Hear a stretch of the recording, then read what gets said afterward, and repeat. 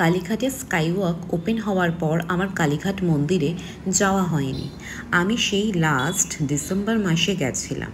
নতুন বছরে আমি আজকে শ্রাবণ মাসের দ্বিতীয় সোমবারে আমি গেলাম। এখানে গেলেই সবার আগে আমি নকুলেশ্বর মন্দির আগে দর্শন করি। আমি কোনোদিনও এই মন্দিরে সোমবার আমি যাইনি, তো আজকে গিয়ে দেখি তো এলাহি ব্যাপার। তো আমি ভেবেছিলাম যেহেতু শ্রাবণ মাসের দ্বিতীয় সোমবার, তাই জন্য হয়তো এখানে এত জাঁকজমকপূর্ণভাবে এখানে পুজো হচ্ছে, তাই জন্য এখানে এত ভিড়। এত সুন্দর সময়ে মন্দিরে প্রবেশ করলাম, বাবার আরতি শুরু হলো। সবই বাবার কৃপা আর আশীর্বাদ। আরতি দেখতে পাবো সেটা আমি ভেবে যাইনি, ভেবেছিলাম বাবার মাথায় গিয়ে শুধুই জল ঢালব। নকুলেশ্বর ভৈরব কালীঘাটের ক্ষেত্র রক্ষক দেবতা হিসেবে পরিচিত। কিংবদন্তি অনুসারে দেবী সতীর ডান পায়ের পাতা এখানে পড়েছিল, সেই কারণে এটি একটি শক্তিপীঠ। নকুলেশ্বর ভৈরব এই শক্তিপীঠের পাহারাদার বা ক্ষেত্র রক্ষক দেবতা হিসেবে পূজিত হন।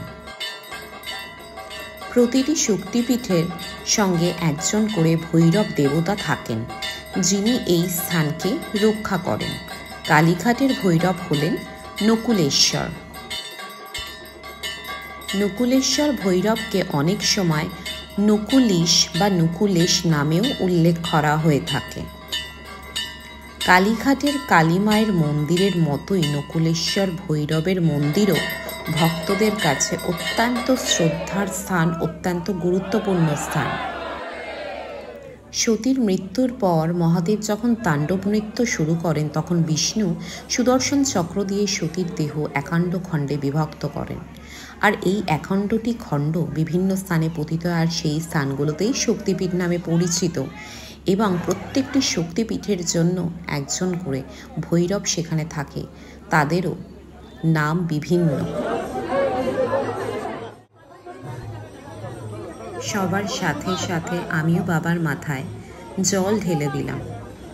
আমি এর আগে কখনো এখানে এত ভিড় পাইনি। প্রথম কথা, আমি সোমবারে কোনোদিনও যাইনি। তাছাড়া আজকের দিনটি শ্রাবণ মাসের দ্বিতীয় সোমবার বলে কথা, ভিড় তো হবেই। এখানে সোমবার, একাদশী, পূর্ণিমা এবং অমাবস্যাতে ভোগ বিতরণ করা হয়ে থাকে।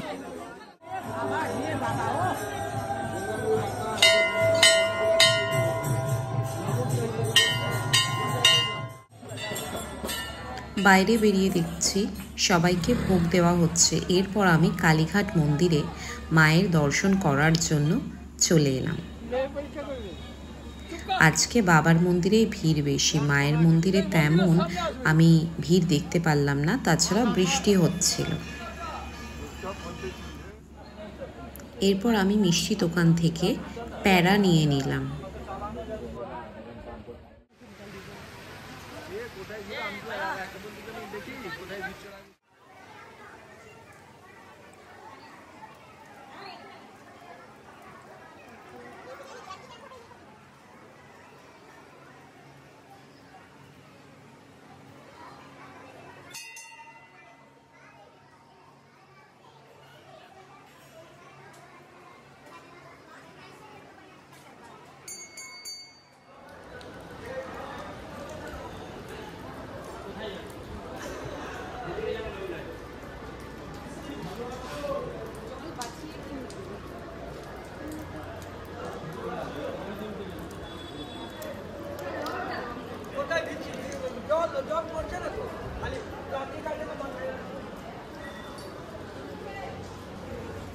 সত্যি অন্যান্য দিনের তুলনায় ভিড় খুবই কম ছিল।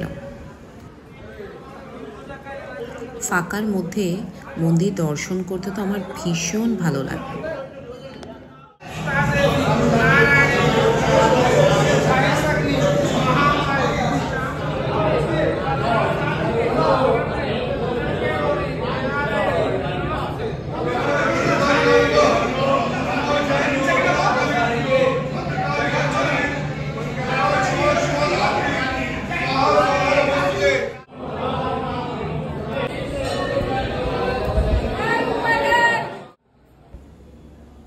মাকে দর্শন করার পর আমি বাবাকে দর্শন করতে চলে আসলাম।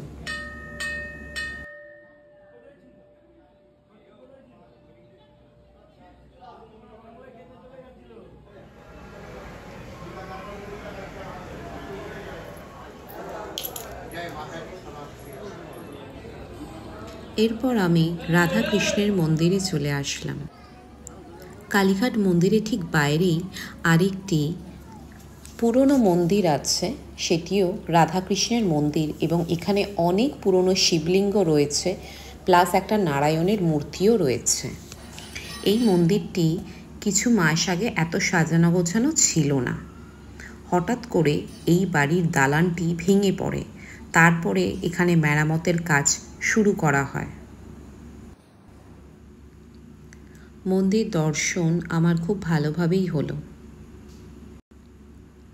আমি মার্কেট থেকে ছোট্ট একটা কালী ঠাকুর কিনে নিলাম আমার ঘরের মন্দিরের জন্য। এরপর ঠিক করলাম একটুখানি স্কাই ওয়াকে ওঠা যাক।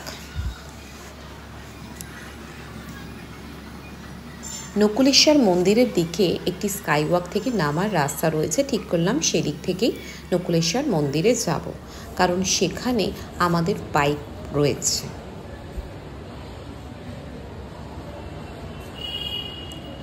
স্কাই ওয়াকটি দেখলাম বেশি ভিড় ছিল না আর খুব সুন্দর সাজানো। এরপর আমরা নকুলেশ্বর মন্দিরে চলে আসলাম। এসে দেখি সেই আমরা বেরানো থেকে আরতির পর থেকে যে ভোগ খাওয়ানো শুরু হয়েছিল সেটা এখনও চলছে। আমাদের দুজনকেও ভোগ খাওয়ার জন্য বলল আগে তিলক পরে আসতে হবে, তারপরে এখানে ভোগ খেয়ে যাবে।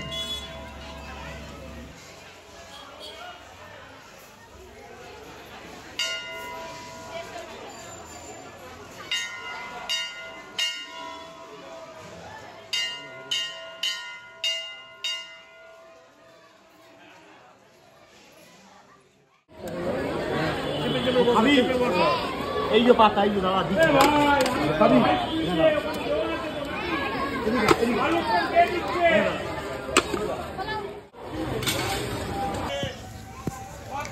ভোগ খাওয়াটা আমার প্ল্যানের মধ্যে ছিল না, কিন্তু হয়ে গেল।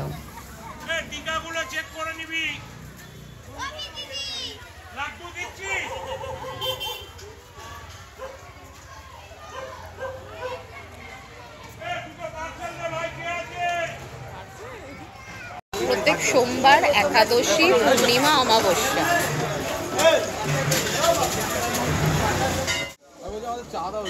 এই দিনগুলোতে এখানে ভোগ বিতরণ করা হয়ে থাকে। তারপরে আমরা চায়ের দোকান থেকে চা খেয়ে বাড়িতে ফিরলাম। তাহলে সবাই ভালো থাকবেন, সুস্থ থাকবেন। নেক্সট ভিডিওতে আবার দেখা হবে।